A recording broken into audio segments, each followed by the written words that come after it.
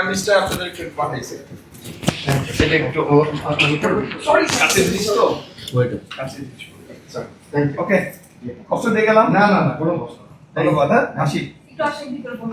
আমার মনে হয় না আর কষ্ট না অনেক সব ইয়ে পেয়ে গেছে বাইরে আরো আছে ঝামেলা পড়ে গেছি আমি যাই হোক কষ্ট দিয়ে গেলাম না না কোনো কষ্ট একটু বসে একটু বসেন দরকার আছে কি একটু বসেন একটু যদি আপনার সময় মতো একটু বসেন আচ্ছা ঠিক আছে আসলে গতকালকে আমাদের যেখানে প্রোগ্রামটা ছিল সেখানে প্রধানমন্ত্রীর একটা প্রোগ্রাম ছিল। যখন প্রধানমন্ত্রী জানতে পারলেন যে এখানে একটা ওয়েডিং প্রোগ্রাম আছে, তিনি তার প্রোগ্রামটা সংক্ষিপ্ত করে আমাদের জন্য তাড়াতাড়ি সেখান থেকে বের হচ্ছিলেন। ঠিক সেই সময় আমি ওখানে ছিলাম, হাফ অ্যান আওয়ার ধরে আমি তার জন্য ওয়েট করছিলাম যে আমি একটু তাকে দেখবো, কারণ কালকে দিনটা আমার জন্য স্পেশাল একটা ডে ছিল।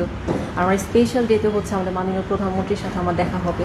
শুধু দেখা হয়নি, উনি আমাকে দোয়া দিয়েছেন এবং আমার হাজব্যান্ডের কথা জিজ্ঞেস করলেন যে সে কোথায় দেখা করবে। যখন বললাম যে সে এখনও পৌঁছেনি, তারপরে সে দোয়া দিয়ে তারপর চলে গেলেন।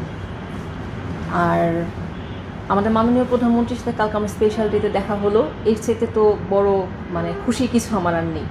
আজকে আবার হঠাৎ করে তার পক্ষ থেকে একটা গিফট আসলো আমাদের জন্য। এই অনুভূতিটা আসলে আমি বলে প্রকাশ করতে পারছি না। যে অনারেবল প্রাইম মিনিস্টার উনি আমার ওয়াইফের সাথে দেখা হলো, আমার কথা জিজ্ঞেস করলো, আজকে আবার গিফট আসলো, এটা আসলে বোঝানোর মতো না।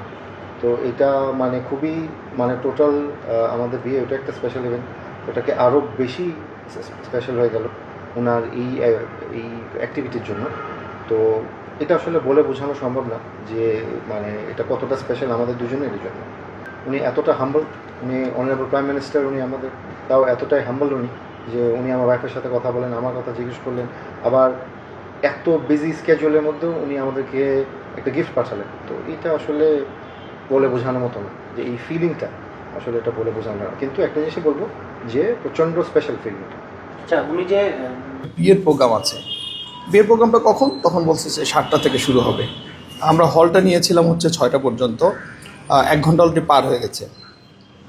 তা ও হল কর্তৃপক্ষ যারা কৃষিবিদ যারা আছে তারা আমাদেরকে ওইভাবে জানায়ও নি। প্রাইম মিনিস্টার প্রোগ্রাম মনে করেছে যে প্রাইম মিনিস্টার প্রোগ্রাম কীভাবে আর জানাবো, তাকে হয়তো সাহস করেনি বা কিছু একটা। পরে আমরা এটা প্রাইম মিনিস্টার কানে দিই, কানে দেওয়ার সঙ্গে সঙ্গেই আমাদের 3জন মন্ত্রীর বক্তব্য ছিল এবং প্রশ্নোত্তর পর্ব ছিল প্রায় 1.5 ঘন্টা। এই অনুষ্ঠানটা উনি নির্দেশ দেয় যে মন্ত্রীরা শুধু বক্তব্য দিয়ে, কিন্তু প্রশ্নোত্তর পর্ব হবে না। এখানে আমরা 1.5 ঘন্টা শেষ হয়ে গেল। এটা হওয়ার পরে উনি তাড়াহুড়ো করে যখন নামতেছিলেন অনুষ্ঠান শেষ করে, যে একটা বিয়ের অনুষ্ঠান আছে, তখন পুত্র মানে নববধূ তখন ওখানে বধূ বেশে সেজে লিফটের নিচে দাঁড়ায় ছিল, এক্সিলিটারের নিচে সিঁড়ি দিয়ে নামার পরে ওনার সাথে দেখা হয়।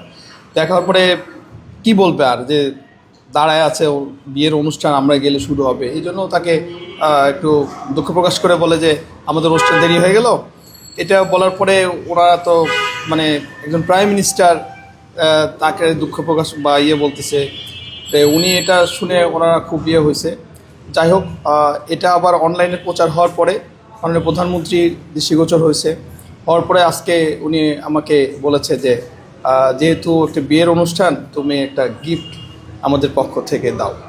সেই গিফটটাই দিয়ে গেলাম, আর সেটাই দিতে আসছি। আপনারা তো বাকিটা সব জানেন।